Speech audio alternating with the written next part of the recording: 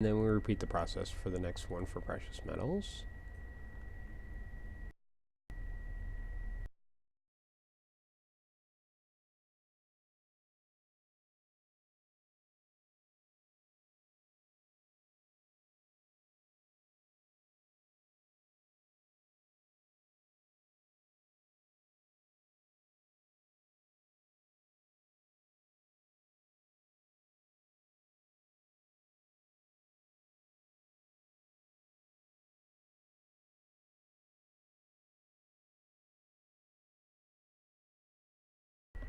There we go. We've created the routes.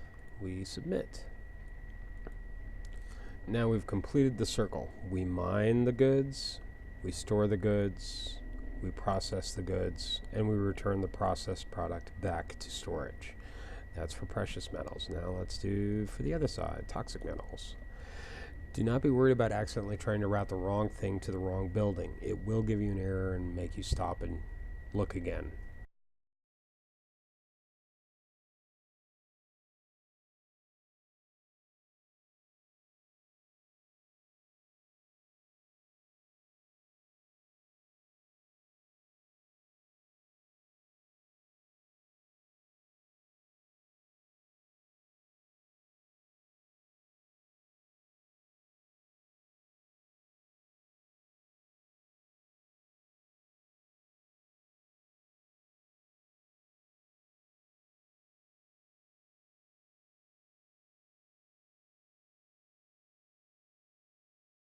Okay, so there we go. Now, one thing you can always use to check whether you've routed everything is that you should see these little dotted lines moving. If the dotted lines are not moving, that means nothing is routed. If they're only moving in one direction, it better be an extractor. Factories should move in two directions, to and from the storage facility. Now, for the last little step, you are going to need an advanced factory.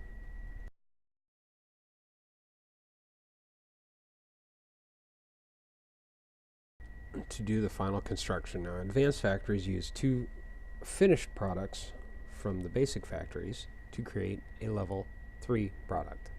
So, raw material 0. What we're getting out of these are level 1s. What we're going to get out of this is a level 2.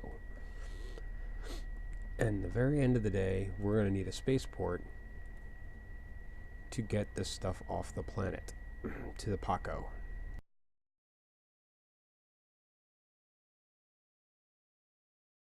Okay, now, here's a little trick, or a little thing that you will notice is different from other things.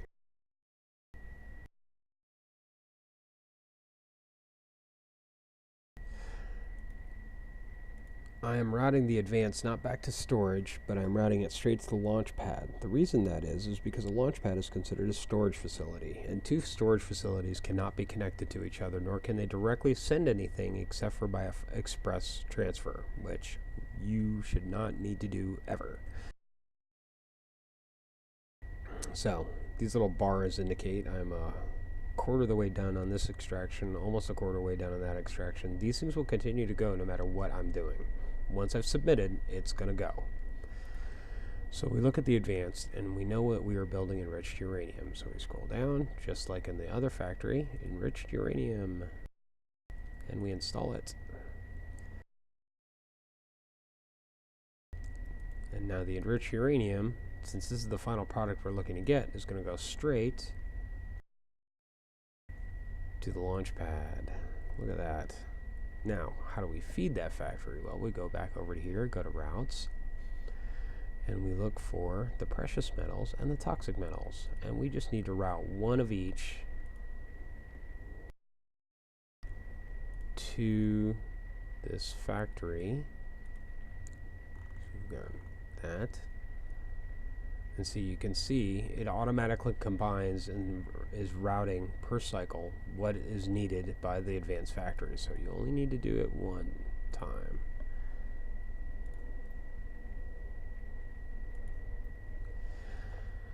There we go.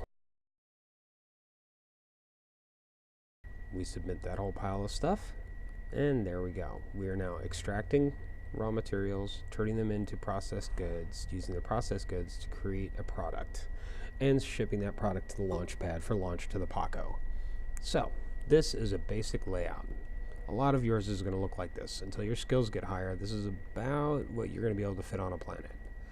Now, I can fit a little more, so I'm going to do just that.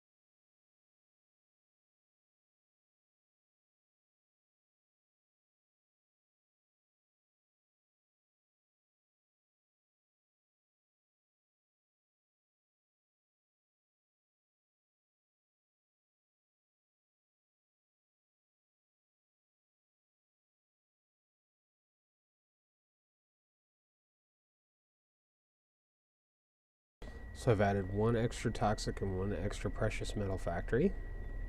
That will speed up my level 1 production. But with the increased level 1 production, I might want to increase my level 2 production. So what I can do is build a second advanced.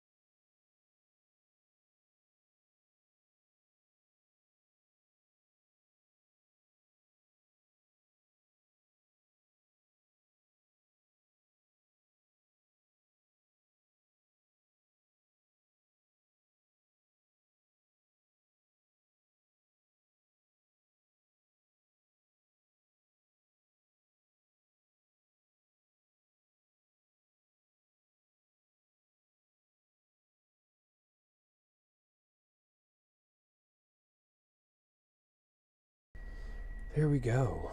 And now we have it. Submit the pile. Now I have 6 factories doing basic and 2 advanced, and at the end of the day I'm going to end up with a bunch of enriched uranium. Now there'll be times where you have excess of this side or that side's product. That's fine. That's what the storage is there for, to hold any excess. Feel free to share amongst your friends or your roommates in your tower and try to combine efforts to get as much as possible out of every planet that you're running.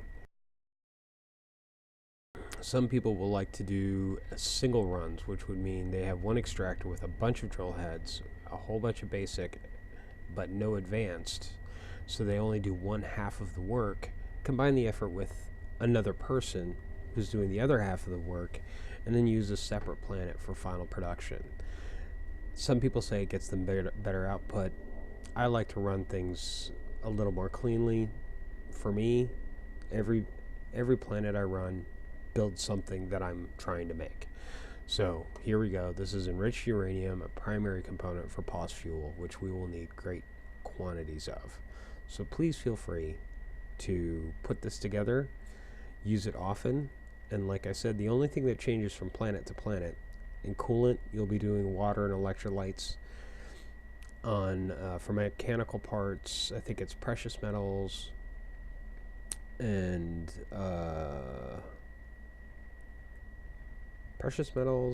something else to make mechanical parts. On the lava planets, it'll be toxic metals and precious metals to make consumer electronics. So, you know, but this is the basic setup. 2 extractors, as many heads as you can fit, running as many factories as you can fit, running as many advanced as you can fit. Anything between 9 and 13 buildings is gonna max a lot of people out. So I'm gonna give it one more shot and see if I can fit one more extractor head on one of these, because one of them is not producing as much as the other. I believe it's the toxic metals. And you can check what the inputs are. See, my input for heavy metals is 19.3, noble metals is 23.8. So obviously my toxic metals could use a little bit of love. So I'm going to my toxic metals. I'm looking at this. I'm seeing if I can squeeze on one more drill head.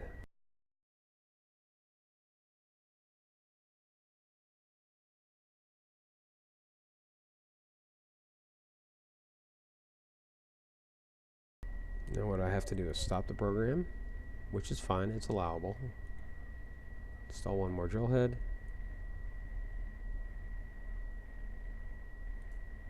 Put it in the hot zone. Reinstall the program. Totally allowable. Now this just means that my 2 drill heads are going to be running at off times, and anything that was going on in there while I did that is lost. Not a huge deal, but you will notice that stopping and restarting has not lost me my connections. All it did was change my quantity number, which is good. Let's see if I can do this again and get one more drill head on this side. Stop the program. Oh, no, I think I have done it. Yes, I have maxed out what I'm allowed to do. So that's it. Now, to look at your planet, all you need to do is go to Science and Industry, under Planets. You can look at your planet at any time. It tells you how many buildings you've gotten, what the planet name is. So here it is. This is Liberty System, Planet 2. So we are all set. It is pretty, it is full, it is whole, and it is working hard for me. Thank you very much.